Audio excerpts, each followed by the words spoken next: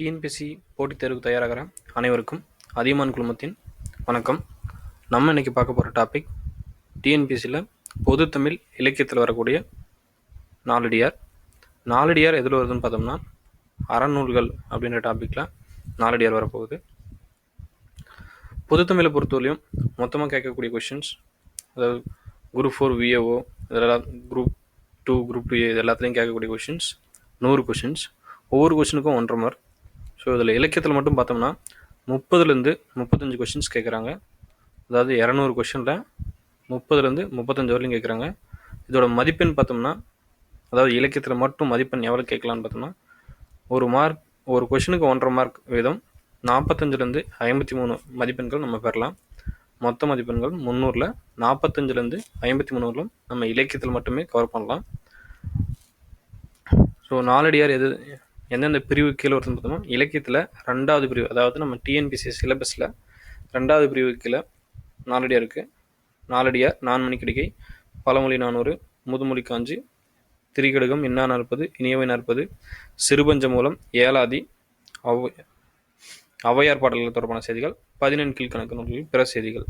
இந்த நாலடியார் எதில் இருக்குது அப்படின்னு பார்த்தோம்னா 14 கீழ்கணக்கு நூல்களில் தான் இருக்குது. 14 கீழ்கணக்கு நூல்களில் எத்தனை நூல்கள் இருக்குது அப்படின்னு உங்களுக்கு தெரியும். 18 நூல்கள். அதாவது சங்க காலத்துக்கு பிறகு தோன்றிய நூல்கள் எல்லாமே 14 கீழ்கணக்கு நூல்கள் அப்படின்னு அழைக்கப்படுது. 17 மேல்கணக்கு நூல்கள் எதுவும் தெரியும். அதாவது 10 பாட்டையும் 8 தொகையும் 17 மேல்கணக்கு நூல்கள்னு சொல்லுவாங்க. 17 கீழ்கணக்கு நூல்களில் 18 நூல்கள். அதில் நீதி நூல்கள் மட்டும் 11, அகத்திணை சார்ந்த நூல்கள் 5, புறத்திணை சார்ந்த நூல்கள் 1. ஸோ இதை கொஷின்ஸ் கேட்க சான்ஸ் இருக்குது. 17 கீழ்கணக்கு நூல்களில் அறநூல்கள் அல்லது நீதி நூல்கள், நீதி நூல்களை அறநூல்கள்னு சொல்லுவாங்க. அறநூல்கள் அல்லது நீதி நூல்கள் எத்தனை அப்படின்னு கேட்டாங்கன்னா 11 நூல்கள். அகத்திணை நூல்கள் எத்தனைன்னு கேட்டாங்கன்னா 5, புறத்திணை நூல்கள் 1. ஸோ இதை நம்ம வச்சுக்கலாம். நீதி, அதாவது நீங்கள் அந்த நீ எழுதும் போது 11 மாதிரி தான் எழுத ஆரம்பிப்பாங்க. ஸோ நீதி, அறம் எழுதுனாலையும் 11 மாதிரி எழுதுவோம். ஸோ 17 கீழ்கணக்கு நூல்களில் நீதி மற்றும் அறம் சார்ந்த நூல்கள் 11 மாதிரி தான் நம்ம எழுதுவோம். ஸோ அதை ஞாபகம் வச்சுக்கலாம். 11 நூல்கள். அகம் 5 அப்படின்னு ஞாபகம் வச்சுக்கலாம். புறத்திணை 1 மட்டும்தான், அது களவழி 40 மட்டும்தான் புறத்திணை சார்ந்த நூல். இதில் நீதி நூல்கள் எது அப்படின்னு பார்த்தோம்னா நாலடியார், நான்மணிக்கடிகை, இன்னா நாற்பது, இனியவை நாற்பது, திருக்குறள், திரிகடுகம், ஏலாதி, பழமொழி 400, ஆசாரக்கோவை, சிறுபஞ்ச மூலம், முதுமொழி காஞ்சி. இந்த 11 நூல்களுமே நமக்கு சிலபஸில் இருக்குது. அதே போல் இந்த 18 நூல்களோட, அதாவது நீதி நூல்கள் 11, அகத்திணை நூல்கள் 5, புறத்திணை நூல் 1, இது எல்லாத்தோட நூல் பெயர் மற்றும் நூலாசிரியர் பெயர்கள் நம்ம தெரிஞ்சுக்கணும். நம்ம அதாவது சிலபஸில் இருக்கிற எல்லா டாப்பிக்குமே படிக்க வேண்டியது இந்த நீதி நூல்கள். 11 நூல்களுமே நம்ம குரூப் 4 விஏஓ அந்த சிலபஸில், குரூப் 2 குரூப் 2 எல்லாரோட சிலபஸ்லையும் இந்த டாப்பிக்கை பற்றி விரிவான விளக்கங்கள் நம்ம படிச்சாகணும். ஸோ நம்ம இப்போ பார்க்க போகிறது அதில் முதல்ல இருக்கக்கூடிய நாலடியார். நாலடியார் இது இப்போ பார்த்த மாதிரி 14 கீழ்கணக்கு நூல்களில் 1. தமிழில் இருக்கக்கூடிய நீதி நூல்களில் இதுவும் 1. அதாவது கூட்டுள் கொடுத்து கேட்பாங்க, நாலடியார் ஒரு நீதி நூலா இல்லையா அப்படின்னு கேட்டாங்கன்னா, நாலடியார் ஒரு அறம் சார்ந்த நீதி நூல், அறநூல் அல்லது நீதி நூல். அறமும் நீதியும் ஒன்று தான் அப்படின்ற நமக்கு தெரியும். இதோட அடி வரையறை, நாலடியாரோட அடி வரையறை உங்களுக்கு தெரியும். இதுலேயே பார்த்தீங்கன்னா 4 அடி அப்படின்னு இருக்கு. ஸோ அடி வரையறை 4 தான். இதோட பா வகை என்ன அப்படின்னு பார்த்தோம்னா வெண்பா. 4 அடியோட பா வகை வெண்பா. பாவகை அப்படின்னா என்ன அப்படின்னு பார்த்தோம்னா, பாவகை செய்யுளில் வரக்கூடிய ஒவ்வொரு பாடலில் என்னென்ன அடிகள் எழுதுனா அது என்னென்ன வகை அப்படின்னு பிரித்து வைக்கிறதுக்கு பேர் தான் பா வகை. பாக்களை வகைப்படுத்துதல் தான் பா வகை. அது எத்தனை வகைன்னு பார்த்தோம்னா 4 வகை. அது என்னென்ன அப்படின்னு பார்த்தோம்னா வெண்பா, ஆசிரியர்பா, கலிப்பா, வஞ்சிப்பா. இந்த 4 தான் பாவகைகள். இதில் வெண்பா வகையை சேர்ந்தது தான் நாலடியார். ஸோ இந்த பா வகைகள் 4மே என்னன்னு தெரிஞ்சோம்னா இனிமே வரக்கூடிய டாபிக்ஸ் படிக்க நமக்கு ஈஸியாக இருக்கும். ஸோ பாவகை என்னன்னு பார்ப்போம். வெண்பா அப்படின்னா என்ன பார்த்தோம்னா 2லேருந்து 12 அடிக்குள்ளே இருக்கக்கூடிய பாடல்கள், அதாவது செயல் பாடல்கள் வெண்பா பாவையை சார்ந்தது. அதோட ஓசை என்ன ஓசைன்னு கேட்டாங்கன்னா செப்பல் ஓசை. இது எப்படி ஞாபகம் வச்சுக்கலாம்னா, வெண்ணிற பெண்கள், அதாவது அழகிய பெண்கள் அணியும் காலணி 2 அடி, அதாவது அவங்க அணிக்கக்கூடிய காலணி பார்த்தோம்னா 2 கால்லையும் 2 செருப்பு போடுவாங்க. ஸோ அதை ஞாபகம் வச்சுக்கலாம். வெண்பா 2 அடிகளுடையது, 2 அடி முதல் 12 அடி. ஸோ அவங்க போடக்கூடிய செருப்பு 2 செருப்பு. ஸோ 2லேருந்து 12 வரையும் அப்படின்னு ஞாபகம் வச்சுக்கலாம். அதே ஓசை செருப்பு போடுறாங்க, அதாவது செப்பல். ஸோ செப்பல் ஓசை. வெண்ணிற பெண்கள் அணியக்கூடிய 2 அடி முதல் 12 அடி அப்படின்னு வச்சுக்கலாம். ஸோ அதே ஓசை கேட்டாங்கன்னா செப்பல், அவங்க செப்பல் அணிகிறாங்க, அதனால் செப்பல் ஓசை. 2 கால்லையும் அணிகிறாங்க, ஸோ 2லேருந்து 12 வரலையும். ஸோ வெண்பாவை அழகிய பெண்களை வச்சு ஞாபகம் வச்சுக்கலாம். சரிங்களா? அடுத்தது ஆசிரியர்பா. ஆசிரியர்பாவை எப்படி ஞாபகம் வச்சுக்கலாம் அப்படின்னு பார்த்தோம்னா, இது 3 அடியிலேருந்து எத்தனை அடி வேணும்னா இருக்கலாம். குறைந்தபட்ச அடி 3ன்னு சொல்கிறாங்க. சரிங்களா? ஸோ 3 அப்படின்றத எப்படி ஞாபகம் வச்சுக்கலாம். ஆசிரியர்பாவுக்கு 3 தான் அப்படின்றத கன்ஃபியூஸ் ஆகாமல் எப்படி ஞாபகம் வச்சுக்கலாம். ஆசிரியர் அப்படின்றத நம்ம எப்படி சொல்கிறோம், மாதா பிதா குரு தெய்வம். இந்த வரிசையில் ஆசிரியர் எந்த வகையில் வராருன்னு பார்த்தோம்னா 3ஆவதாக வராரு. ஸோ ஆசிரியர்பா 3ல் ஸ்டார்ட் ஆகும் அப்படின்னு நான் வச்சுக்கலாம். இது ஓசை அப்படின்னு பார்த்தோம்னா, ஆசிரியரை நம்ம எப்படி வச்சு வணங்குவோம், மனதில் வைத்து வணங்குவோம் அப்படின்னு சொல்லுவோம். ஸோ ஆசிரியர் அகத்தில் வைத்து வணங்க தகுதி உடையவர் அப்படின்னு சொல்லலாம். ஸோ ஆசிரியர்பா அகவலோசை உடையது. முன்ன பார்த்த வெண்பா செப்பலோசை, ஆசிரியர்பா அகவலோசை. அடுத்தது கலிப்பா. கலிப்பா கட்டுக்கடங்காது அப்படின்னு நான் வச்சுக்கலாம். களி அப்படின்னா உங்களுக்கு தெரியும், களினா சந்தோஷம். கலிப்பா கட்டுப்பாடற்ற அடிகளை உடையது. களி அப்படின்னா சந்தோஷம் முன்னே சொன்னோம். ஸோ துள்ளலோசையை உடையது. கலிப்பா தொல்லலோசையை உடையது அப்படின்னு நான் வச்சுக்கலாம். இதில் டவுட் வரதுக்கு சான்ஸ் இல்லை. ஏன்னா கலிப்பா அப்படின்னா கட்டுற்று கிடக்கும் அப்படின்னு நான் வச்சுக்கலாம். அதே மாதிரி சந்தோஷமாக இருக்கும், சந்தோஷத்துக்கு எல்லையே இல்லை அப்படின்னு நான் வச்சுக்கலாம். ஸோ துள்ளலோசையை உடையது. அடுத்து வஞ்சிப்பா. வஞ்சிப்பா, வஞ்சி அப்படின்னா பெண்கள் அப்படின்னு தெரியும், அதுக்கும் கட்டுப்பாடு இல்லை அப்படின்னு ஞாபகம் வச்சுவாங்க. பெண்கள் எப்பவுமே தூங்கிட்டு இருப்பாங்க, இது ஒரு ஞாபகத்துக்காக மட்டும்தான் சொல்கிறோம். பெண்கள் எப்பவுமே தூங்கிட்டு இருப்பாங்க அப்படின்னு ஞாபகம் வச்சோம்னா தூங்கலோசை. ஸோ பெண்களை வச்சு 2 ஞாபகம் வச்சுக்கலாம். ஒன்று வெண்பா, வெண்ணிற பெண்கள் அணியக்கூடிய செருப்பு 2 அடி முதல் 12 அடி அப்படின்னு ஞாபகம் வச்சுக்கலாம். செப்பலை வச்சு செப்பல் ஓசை. வெண்பா வெண்ணிற பெண்கள் அணியும் செப்பல், இல்லை வெண்ணிற செப்பல், அப்படி ஏதோ ஞாபகம் வச்சுக்கலாம். ஸோ வெண்ணிற பெண்கள் அணியக்கூட 2 செப்பல், அடி பார்த்தோம்னா 2 முதல் 12ன்னு வச்சுக்கலாம். ஓசை செப்பல் ஓசைன்னு வச்சுக்கலாம். அதே ஆசிரியர்பா 3 எண்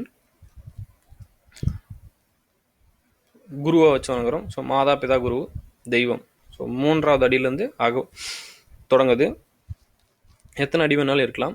ஓசை அகவல் ஓசை. காரணம் ஆசிரியர் அகத்தில் வைத்து போற்றக்கூடியவர்கள், அதனால் அகவல் ஓசை அப்படின்னு சொல்கிறோம். அடுத்து கலிப்பா. கலிப்பா சந்தோஷமாக இருக்கக்கூடிய ஒன்று, அதனால் துள்ளல் ஓசை. அடி கட்டுப்பாடு கிடையவே கிடையாது. அடுத்து வஞ்சிப்பா, பெண்கள் பற்றி சொல்கிறோம். பெண்கள் தூங்கிட்டே இருப்பாங்க, அதனால் தூங்கல் ஓசை. இதுக்கும் அடி வரையறை கிடையாது. ஸோ இப்போ 4 அடியாருக்கு நம்ம வரும். பாவகை பார்த்துட்டோம். 4 அடியார். 4 அடியார் பார்த்தோம்னா சமண முனிவர்களால் இயற்றப்பட்ட தனி பாடல்களின் தொகுப்பு அப்படின்னு சொல்கிறாங்க. அதே போல் இந்நூல் ஒருவரால் இயற்றப்பட்டது அன்று அப்படின்னு சொல்கிறாங்க. இந்த நூல் எழுதுனர் ஒருத்தர் மட்டுமே கிடையாது, சமண முனிவர்கள் பலர் சேர்ந்து இந்த நூலை எழுதியிருக்காங்க. அவங்க எத்தனை பேர் அப்படின்னு பார்த்தோம்னா 400 பேர். சமண முனிவர்கள் 400 பேர் பாடிய வெண்பாக்களின் தொகுப்பு அப்படின்னு சொல்கிறாங்க. அதே அந்த சமண முனிவர்கள் எந்த நாட்டை சார்ந்தவர்கள் அப்படின்னு கேட்டாங்கன்னா ஆப்ஷனில் சேர சோழ பாண்டியர்கள் இப்படி கொடுத்துறதுக்கு சான்ஸ் இருக்கு. ஸோ சமண முனிவர்கள் பாண்டிய நாட்டை சார்ந்தவர்கள். அடுத்தது 400 பாடல்களை இது கொண்டது காரணமாக இது 4 அடி 400 அப்படின்னு சொல்கிறாங்க. நம்ம அடிகள் பார்த்தோம், அதாவது 4 அடி மட்டும்தான் உண்டு அப்படின்னு பார்த்தோம். ஸோ 4 அடி, பாடல்கள் மொத்தம் 400. ஸோ 4 அடி 400 அப்படின்னு சொல்கிறாங்க. நீதிகளை கூறுவதில் திருக்குறளும் நாலடியாரும் ஏறக்குறைய ஒரே முறையை பின்பற்றுகின்றன அப்படின்னு சொல்றாங்க. காரணம் என்னன்னு பார்த்தோம்னா, திருக்குறள் என்னென்ன பிரிவு இருக்கு? 3 பிரிவு இருக்கு. என்னென்னு பார்த்தோம்னா, அறத்துப்பால், பொருட்பால், காமத்துப்பால், இப்படி 3 பிரிவு இருக்கு. ஸோ இதே 3 பிரிவுகள் தான் நமக்கு நாலடியார்லையும் இருக்கு அப்படின்னு சொல்றாங்க. நாலடியாரில் இருக்கக்கூடிய 3 பிரிவு எதுன்னு பார்த்தோம்னா, அறத்துப்பால், பொருட்பால், காமத்துப்பால் ஏறக்குறைய திருக்குறள் மாதிரியே இருக்கு அப்படின்னு சொல்றாங்க. அதே போல நாலடியாரில் இருக்கக்கூடிய அதிகாரங்கள் பார்த்தோம்னா 40. நம்ம பாடல்கள் எத்தனை பார்த்தோம்? 400ன்னு பார்த்தோம். அதே போல அதிகாரங்கள் 40. இப்படி ஞாபகம் வச்சுக்கோங்க. பாடல்கள் 400, அதிகாரங்கள் 40 அப்படின்னு வச்சுக்கலாம். 10 மடங்கு அதிகமாக இருக்கு பாடல்கள், இல்லை 10 மடங்கு குறைவாக இருக்கு அதிகாரங்கள், எப்படி வேணாலும் ஞாபகம் வச்சுக்கலாம். இந்த அதிகாரங்கள்ல ஒவ்வொரு, அதாவது 3 பிரிவு சொன்னோம். அறத்துப்பால் எத்தனை, பொருட்பால் எத்தனை, காமத்துப்பால் எத்தனை பார்த்தோம்னா, அறத்துப்பால்ல 13ம், பொருட்பால்ல 24 அதிகாரமும், காமத்துப்பால்ல 3 அதிகாரமும், மொத்தம் 40 அதிகாரங்கள் உள்ளன. சரிங்களா? அடுத்து இயல்கள். நாலடியாரில் இருக்கக்கூடிய இயல்கள் பார்த்தோம்னா 12 இயல்கள் இருக்கு. 12 இயல்களில் அறத்துப்பால் எத்தனை இயல்னு பார்த்தோம்னா 2. அது என்னென்னு பார்த்தோம்னா, துறவறவியல், இல்லறவியல். பொருட்பால்ல மொத்தம் 7 இயல்கள் இருக்கு. அது என்னன்னு பார்த்தோம்னா, அரசியல், நட்பியல், இன்பயியல், துன்பயியல், பொது இயல், பகை இயல், பல்நெறியியல், மொத்தம் 7. காமத்துப்பால்ல இன்ப துன்ப இயல், இன்ப இயல், மொத்தம் 2. ஸோ டோட்டலாக பார்த்தோம்னா அதிகாரங்கள் 40ன்னு பார்த்தோம், இயல்கள் 12ன்னு பார்த்தோம். இது எப்படி ஞாபகம் வச்சுக்கலாம்னா, அதாவது ஒவ்வொரு பிரிவுலையும் எத்தனை அப்படின்னு ஞாபகம் வச்சு கேட்கறதுக்கு சான்ஸ் இருக்கு. அதாவது நாலடியாரில் உள்ள காமத்துப்பாலில் உள்ள அதிகாரங்கள் எத்தனை, மொத்த அதிகாரம் கேட்டாங்கன்னா 40 நம்ம எழுதிடுவோம். அதே காமத்துப்பாலில் உள்ள அதிகாரங்கள் எத்தனை, இல்லை காமத்துப்பாலில் உள்ள இயல்கள் எத்தனை, அறத்துப்பாலில் உள்ள அதிகாரங்கள் எத்தனை, அறத்துப்பாலில் உள்ள இயல்கள் எத்தனை, இந்த மாதிரி கொஸ்டின்ஸ் கேட்டாங்கன்னா எப்படி ஞாபகம் வச்சுருக்குன்னா, நீங்கள் ஆர்டரை கொஞ்சம் மாற்றி வச்சுக்கோங்க. நம்ம வழக்கம் போல் அறத்துப்பால், பொருட்பால், காமத்துப்பால் வைப்போம். இந்த டைம் என்ன பண்ணுறீங்கன்னா, அறத்துப்பாலை ஃபஸ்ட்டில் வச்சுக்கோங்க, பொருட்பாலை செகண்ட் வச்சுக்கோங்க. அதாவது காமத்துப்பாலை முதல்ல வச்சுக்கோங்க, அடுத்தது அறத்துப்பால், பொருட்பால். அதாவது தேர்டில் வைக்கக்கூடிய காமத்துப்பாலை எடுத்துகிட்டு வந்து முதல்ல வச்சுக்கோங்க. இப்போ ஆர்டருக்கு வருவோம். அதிகாரங்கள் 3, 13, 24 இப்படி ஞாபகம் வச்சுக்கோங்க. 3, 13, 24. அதாவது 3, 13, 23ன்னு வரணும். ஆனால் 24 இருக்குது.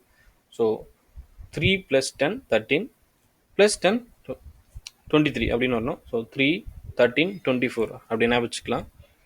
ஆர்டர் ஈஸியாக இருக்கும். ஸோ காமத்துப்பால், அறத்துப்பால், பொருட்பால் இதோட அதிகாரங்கள் 3, 13, 24 இப்படி ஞாபகம் வச்சுக்கலாம். அடுத்தது இயல்கள். இயல்கள் மொத்தமாக 12ன்னு பார்த்தோம். அதில் காமத்துப்பால் 2, அறத்துப்பால் 2, பொருட்பால் 2 ஞாபகம் வச்சுக்கோங்க. அதாவது காமத்துப்பாலை முதல்ல வச்சுக்கோங்க, அறத்துப்பாலை செகண்ட் வச்சுக்கோங்க, பொருட்பாலை 3ஆவது வச்சுக்கோங்க. ஸோ அறத்துப்பாலும் காமத்துப்பாலும் 2 அதிகாரங்களை உடையது. மீதம் இருக்கக்கூடிய 7 அதாவது பொருட்பாலில் 7 இயல்கள், காமத்துப்பாலிலும் அறத்துப்பாலிலும் 2 இயல்கள், மீதமுள்ள 7 இயல்கள் வந்து பொருட்பாலில் இருக்கு. சரிங்களா? இது கன்ஃபியூஸ் ஆக வேண்டாம். ஆர்டர் மாற்றி வச்சுக்கோங்க, கவுண்டை ஞாபகம் வச்சுக்கோங்க. காமத்துப்பால், அறத்துப்பால், பொருட்பால் இதில் அதிகாரங்கள் 3, 13, 24. அதே இயல்கள் பார்த்தோம்னா காமத்துப்பால், அறத்துப்பால், பொருட்பாலில் காமத்துப்பால் 2, அறத்துப்பால் 2, பொருட்பால் 7. அடுத்தது தமிழ் நீதி நூலான திருக்குறளுக்கு இணையாக போற்றக்கூடிய ஒரே நூல் வந்து நாலடியார் தான். அதே போல் 17 கீழ்கணக்கு நூல்களில் 18 நூல்கள் இருக்குன்னு பார்த்தோம். அந்த 18 நூல்கள்லையும் திருக்குறளுக்கு அடுத்தது முதல்ல பெருமையாக போற்றக்கூடிய நூல் திருக்குறள் அப்படின்னு தெரியும். அந்த திருக்குறளுக்கு அடுத்தது மிக சிறப்பாக போற்றக்கூடிய நூல் வந்து நாலடியார். ஸோ இது கேட்க சான்ஸ் இருக்கு. 17 கீழ்கணக்கு நூல்களில் இருக்கக்கூடிய ஒரே ஒரு தொகை நூல் அப்படின்னு பார்த்தோம்னா நாலடியார் தான். தொகை நூல்னா அப்படின்னா என்னன்னு பார்த்தோம்னா, அதாவது நிறைய ஆசிரியர்கள் எழுதி அதெல்லாம் ஒருத்தர் தொகுத்து வைக்கிற நூல் தான் தொகை நூல் அப்படின்னு சொல்கிறாங்க. ஒரே ஒரு ஆசிரியர் எழுதியிருந்தால் நம்ம அதை சாதாரணமாக வச்சுப்போம், ஒரு நூல் அப்படின்னு சொல்லுவோம். அதே பல ஆசிரியர்கள் எழுதி அதை யாரோ ஒருத்தர் எடுத்து தொகுத்திருந்தா அது தொகை நூல். அப்படி பார்த்தோம்னா 17 கீழ்கணக்கு நூல்கள் இருக்கக்கூடிய 18 நூல்கள்லையும் நாலடியார் மட்டுமே தொகுக்கப்பட்ட நூல், அதாவது தொகை நூல். இது மட்டும்தான். மீதி எல்லாமே எல்லா நூல்களும், அதாவது நான்மணிக்கடிகை, ஏலாதி, சிறுபஞ்சமூலம், இந்த மாதிரி எல்லா நூல்களுமே யாராவது ஒரே ஒரு ஆசிரியர் எழுதியிருப்பார். நாலடியார் மட்டும் 400 பேர் சேர்ந்து எழுதியிருக்காங்க. அதாவது பலர், அதில் 400 பேர் வந்து 400 வெண்பாக்களை எழுதியிருப்பாங்க. இப்போ தொகை நூல்னு சொல்லிட்டோம். அப்போ அது தொகுத்தவர் யார் அப்படின்னு பார்த்தோம்னா பதுமனார். நம்ம எப்படி ஞாபகம் வச்சுக்கலான்னு பார்த்தோம்னா, நாலடியார் எழுதியவர் சமண முனிவர்கள் அப்படின்னு சொல்கிறோம். ஸோ எழுதியவர் வந்து கன்ஃபியூஸ் ஆக சான்ஸ் இருக்குது. விளம்பி நகராக இருக்கலாம், இல்லை காரியாசனாக இருக்கலாம். அப்படின்ற நமக்கு சந்தேகம் வரும்போது நம்ம எப்படி ஞாபகம் வச்சுக்கலாம்னா, நாலடி அடிக்கக்கூடியவர் வந்து முனி அப்படின்னு ஞாபகம் வச்சுக்கலாம். ஸோ நாலடி முனி அப்படின்னு ஞாபகம் வச்சுக்கோம்னா நாலடியார் சமண முனிவர்கள் அப்படின்னு ஞாபகம் வச்சுக்கலாம். அதே தொகுத்தவர் அடித்தோம்னா என்ன பண்ணுவோம், போய் பதுங்குவோம். ஸோ தொகுத்தவர் பதுமனார் அப்படின்னு ஞாபகம் வச்சுக்கோங்க. எழுதியவர் வந்து யார் யாருன்னு பார்த்தோம்னா சமண முனிவர்கள், அதாவது சமண சமயத்தை சார்ந்த முனிவர்கள் தான் நாலடியார் எழுதியிருக்காங்க. அதே தொகுத்தவர் அப்படின்னு பார்த்தோம்னா பதுமனார். அடித்தா முனி, பதுங்கக்கூடியவர் வந்து முனிகள் அடித்தா பதுங்குவோம் அப்படின்னு வச்சோம், அடித்தா பதுங்குவோம்.